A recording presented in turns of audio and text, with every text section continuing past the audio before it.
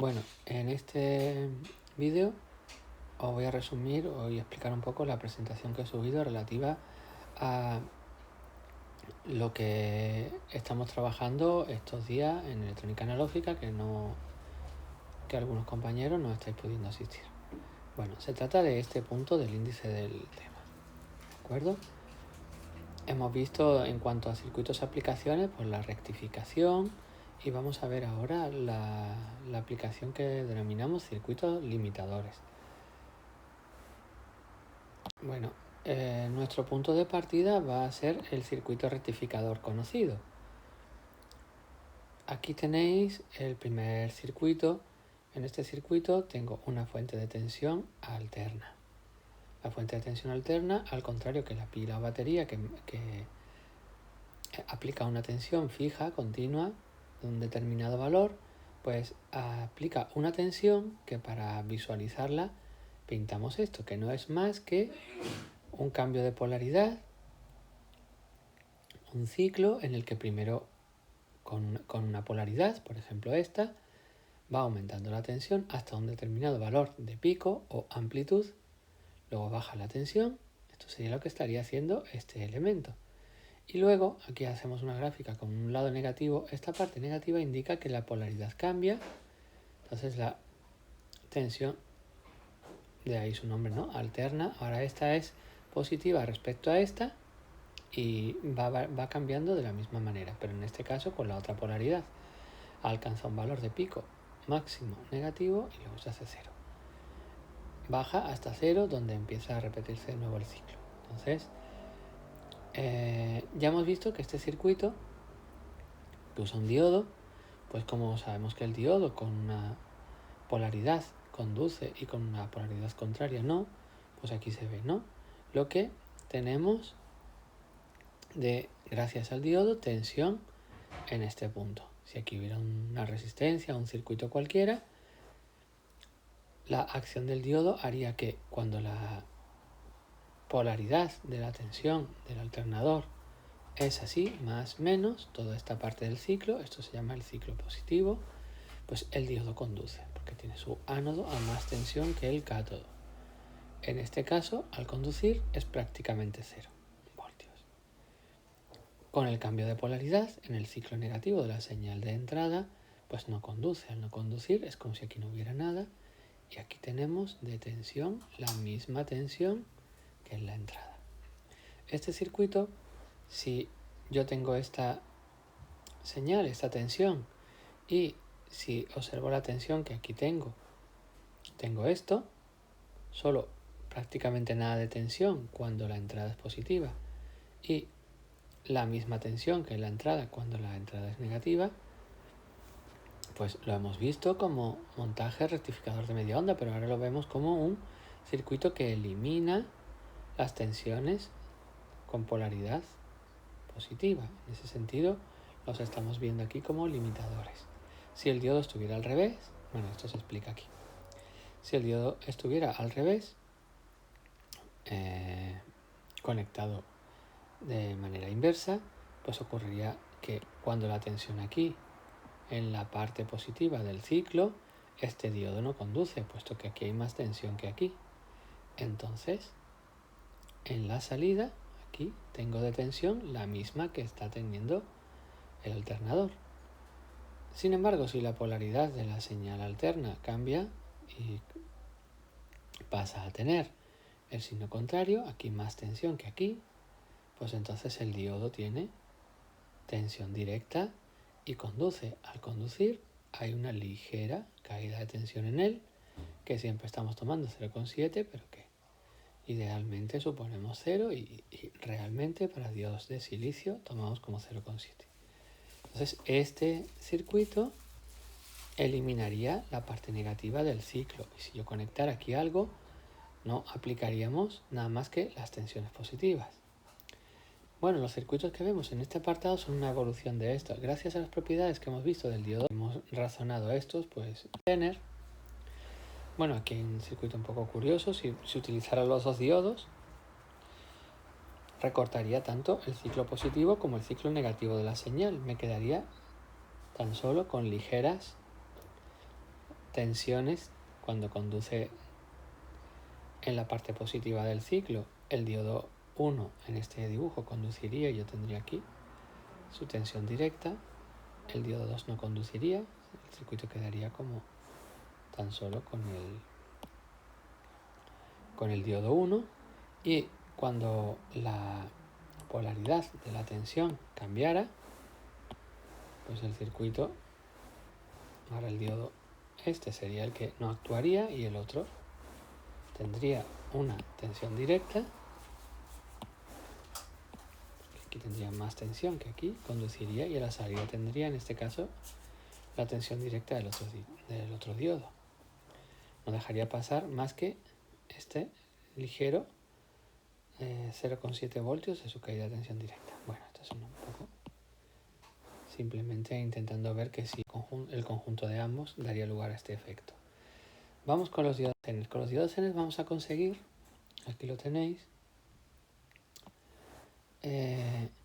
un recorte de la señal a una altura diferente, a una altura que deseemos. ¿Cuál? Justamente la tensión del diodo Zener. Fijaros esta situación, este circuito que tengo aquí. Voy a señalar este circuito que tengo aquí. Ups, no quiero esto. Perdón, he errado la herramienta.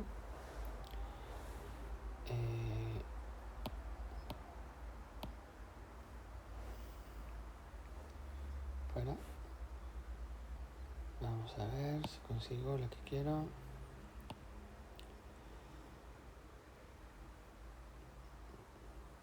Dibujar. Bueno, aquí. Ya la tengo.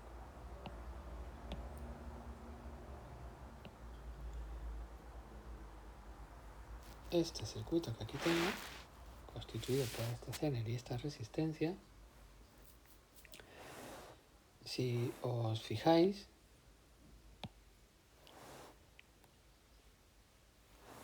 cuando parto igual de una entrada que cambia de polaridad, de la misma manera que estamos haciendo, y aquí a la salida, ¿qué ocurre? Cuando la polaridad es positiva de la señal de entrada, aquí hay más tensión y aquí menos, escribir otra vez, si no. El correspondiente diodo está con polaridad inversa, pero no conduce. No conduce mientras esta tensión no alcance el valor de su tensión Zener. Cuando se alcance su tensión Zener, el diodo entra en zona de conducción inversa y mantiene la tensión del diodo Zener, la tensión Zener del mismo, como entre sus extremos. De manera que, aprovechando esa propiedad, si la entrada no llega a la tensión Zener, no ocurre nada. El diodo es como si no estuviera, no está conduciendo, y la salida, que es la tensión aquí, entre estos dos puntos, es la misma que la entrada. Pero cuando la entrada alcanza la tensión Zener, ahí el Zener entra en conducción inversa y mantiene la salida, la tensión Zener. El cambio de polaridad contrario, pues como tenéis aquí,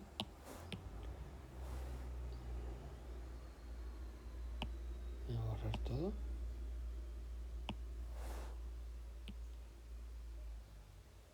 Cuando la polaridad es la contraria, el Zener conduce y tengo su pequeña, como cualquier diodo en directa, y tengo los 0,7 voltios de caída de tensión directa. Este es el primero de los circuitos que realmente pues llamamos limitador a una tensión. ¿Cuál? La del diodo Zener. Y este es el montaje para obtener la limitación que deseemos a dos niveles. En la rama que antes teníamos un único diodo, pues ahora tenemos dos diodos Zener enfrentados. De manera que si cada diodo Zener tiene, por ejemplo, una tensión Zener. Imagínate que este tiene una tensión 3 voltios y este 5 voltios. Cuando la entrada tiene, ya sabes que al ser tensión alterna, hay una parte del ciclo, la tensión tiene esta polaridad y otra parte del ciclo tiene la contraria. Entonces, vamos a analizar lo que ocurre en este circuito. Este circuito, que sería este, compuesto por esa resistencia y esos dos diodos, hacen que un circuito que yo tenga aquí, por ejemplo, lo represento por una resistencia, que yo conecte a esta salida, pues en lugar de tener aplicada una tensión así, va a estar protegido a tensiones superiores a la tensión de uno de los Zener y tensiones con la otra polaridad que superen la tensión del otro Zener. Así es como funciona. Por eso los estamos llamando limitadores. Vamos a borrar un poquito.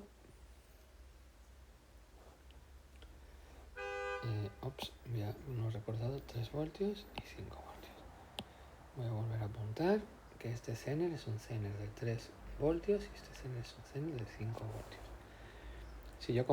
Si yo utilizo estos Zener, cuando la tensión con esta polaridad, que quiere decir así, supere los 5 voltios, en realidad algo más, este Zener entra en conducción. Vamos a suponer que esto, cuando conduce en directa, no ofrece ninguna caída. Entonces, cuando yo tengo aquí más de 5 voltios, este Zener se pone en conducción y la salida queda limitada a los 5 voltios. Esto sería el 5 voltios. Y cuando tengo la otra polaridad, como este Zener es de 3 voltios, cuando con la otra polaridad se alcancen las tensiones, la tensión del generador alcance los 3 voltios, este Zener entra en conducción y tengo conducción a partir de 3 voltios. De manera que las tensiones de estos diodos determinan de toda la señal de entrada pues la cantidad de parte del ciclo de tensión que observaría o que tendría aplicada un circuito que conectáramos aquí. Bueno, voy a borrar.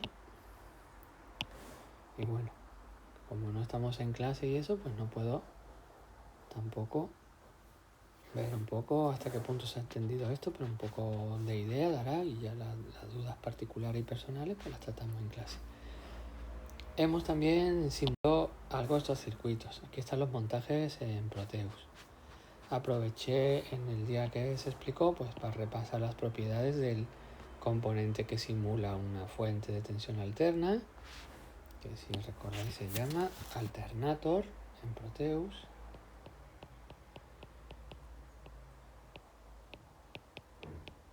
Entonces tiene dos propiedades que, entrando en sus propiedades, podemos establecer el valor de pico de la tensión que se alcanza, que ahí está configurado a 12 voltios, y la frecuencia. Como es genera una señal que se repite, pues esa es la frecuencia de repetición. Ahí está configurado a 100 hercios. Y esto que tenéis aquí es el circuito que se está probando simular. Hemos aplicado la señal del generador a una resistencia de 10K, pero hemos intercalado delante este circuito. Este circuito con este Zener de 5 voltios, hemos utilizado el osciloscopio y hemos visto que la entrada alcanzaba 12, que es este 12 que está aquí, y 12 con la otra polaridad. Pero una vez que se alcanzaban, que se superaba la tensión de este diodo Zener, pues el circuito ya deja de... la resistencia esta ya no recibe una tensión nunca más alta que los 5 voltios del diodo Zener.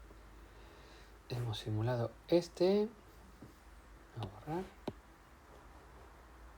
Hemos simulado